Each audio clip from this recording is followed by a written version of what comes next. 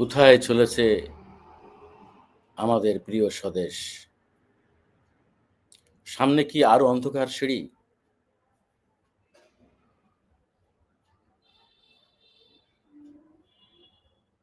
চারিদিকে যা হচ্ছে আসলে কোনো কিছু বুঝে ওঠা খুবই মুশকিল হয়ে গেছে।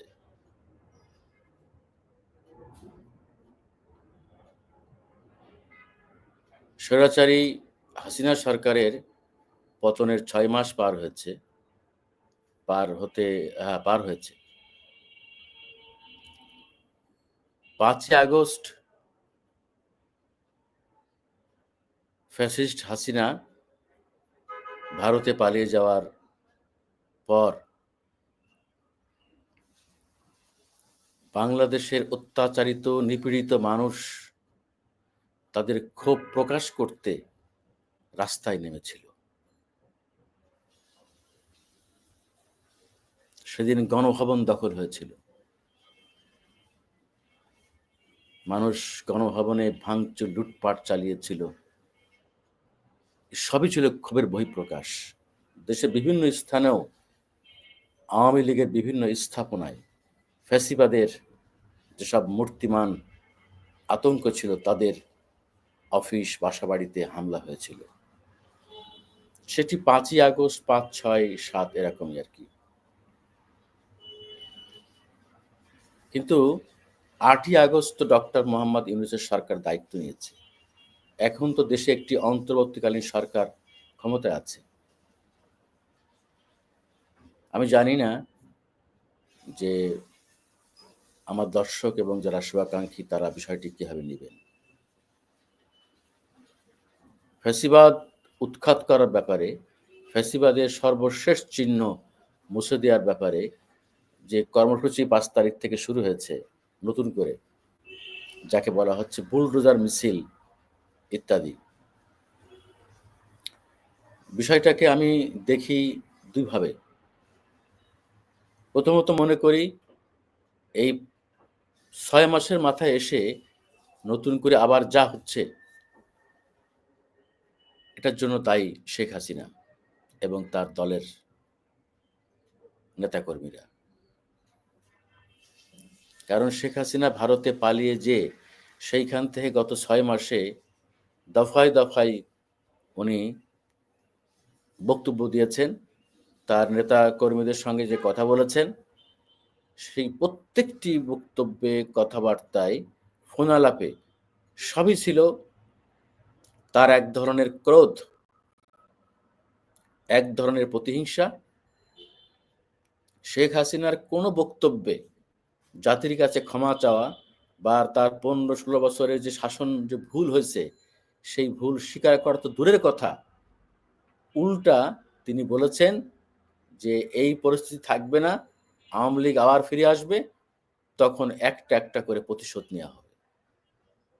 তো স্বভাবতই মানুষ আরো বেশি ক্ষুব্ধ হয়েছে। উনি যদি বলতেন যে, "আমার ভারতে পালিয়ে যাওয়ার ৬ মাসের মাথায় ৫ই আ আ ফেব্রুয়ারি রাতে মানে গত বুধবার আমি বাংলাদেশের জনগণের সামনে কথা বলবো। সেখানে আমি আমার দায় স্বীকার করে নিব।" তা তো হয়নি। ছাত্রলীগ তার ভেরিফাইড ফেসবুক থেকে যেটা বলেছে যে, ছাত্রদের উদ্দেশ্যে কথা বলবে। দেখেন ঐদিন রাতেও তিনি যেসব বক্তব্য দিয়েছেন, সেগুলো কিন্তু বেশিরভাগ ছিল উস্কানিমূলক। আমি ভিডিও বেশি লম্বা না করে মোটা দাগে ২-১ টি কথা বলতে চাই যে, আমরা ফ্যাসিবাদের অবশ্যই বিরুদ্ধে। বাংলাদেশে ভবিষ্যতে যাতে আর কেউ স্বৈরাচারী, ফ্যাসিবাদ, ফ্যাসিস্ট হইতে না পারে, আমরা তার বিরুদ্ধে। কিন্তু সঙ্গে, সঙ্গে এটিও চাই দেশের আইন-শৃঙ্খলা পরিস্থিতি যেন স্বাভাবিক থাকে। এমন কোনো পরিস্থিতি সৃষ্টি না হোক, যার মধ্য দিয়ে ৩য় পক্ষ আরেকটা সুযোগ নিয়ে নিতে না পারে। মেজর হাফিজ কালকে একটি সভায় বলেছেন, একটা ইঙ্গিত দিয়েছেন। আরো অনেকে বলেছেন। আমি কিন্তু এই যা কিছু হচ্ছে সারা বাংলাদেশে, ৩২ নম্বর থেকে শুরু করে সারা বাংলাদেশে যাই কিছু হচ্ছে, ভাঙচুর, লুটপাট, অগ্নিসংযোগ ইত্যাদি, এটার মধ্যে কিন্তু আমি ভিন্ন কিছু আলামত দেখতে পাচ্ছি। যারা আমরা দেশকে ভালোবাসি, আমরা দেশকে সামনের দিকে এগিয়ে নিতে চাই, দেশে একটি গণতান্ত্রিক নির্বাচন চাই, গণতন্ত্র চাই, তাদের খুব ধীরস্থির ঠান্ডা মাথায় এগোতে হবে। বরং আমি মনে করি বিচারের কাজ দ্রুত ত্বরান্বিত করতে হবে। ৬ মাস, এই সরকারেরও কিন্তু ৬ মাস পূর্তি হচ্ছে আগামীকাল। সেই ৬ মাসে সরকার কি করতে পেরেছে, কি করতে পারে নাই, সেটি আলোচনার দাবি রাখে। এই ৬ মাসে ফ্যাসিস্ট হাসিনা আমলের যে সমস্ত ফ্যাসিস্ট ছিল, হাসিনা থেকে শুরু করে তাদের কতজনের বিরুদ্ধে মামলা হয়েছে, সুষ্ঠু তদন্ত হয়েছে এবং বিচার শুরু হয়েছে। গভর্নমেন্ট কি পারত না গত ৬ মাসে একটা দৃষ্টান্ত স্থাপন করতে? ৬ মাসে শেখ হাসিনার বিরুদ্ধে একটি সুনির্দিষ্ট মামলা, তদন্ত এবং বিচার কাজ শুরু। আমি মনে করি এই জায়গাটায় অনেক আমাদের গাফলতি বা দায়িত্বহীনতা ছিল।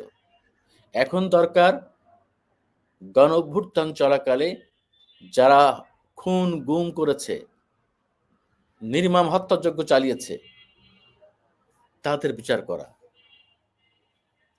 আর হাসিনার ফ্যাসিস্ট সরকারের আমলে যারা লুটপাট করেছে, টাকা পাচার করেছে, তাদেরকে দ্রুত আইনের আওতায় নিয়ে আসা, বাকিদের গ্রেপ্তার করা এবং এই সব লুটপাটকারীদের সম্পদ জব্দ করে রাষ্ট্রীয় কোষাগারে নিয়ে আসা। আপনি ভেঙে দিলেন, আগুন ধরাই দিলেন, এটা তো সম্পদের ক্ষতি হলো। ও দুর্নীতি করে সম্পদ করেছে, বাড়িঘর করেছে, বিশাল আলিশান রাজপ্রাসাদ করেছে, এগুলো আইনের মাধ্যমে সরকার জব্দ করে নিতে পারে।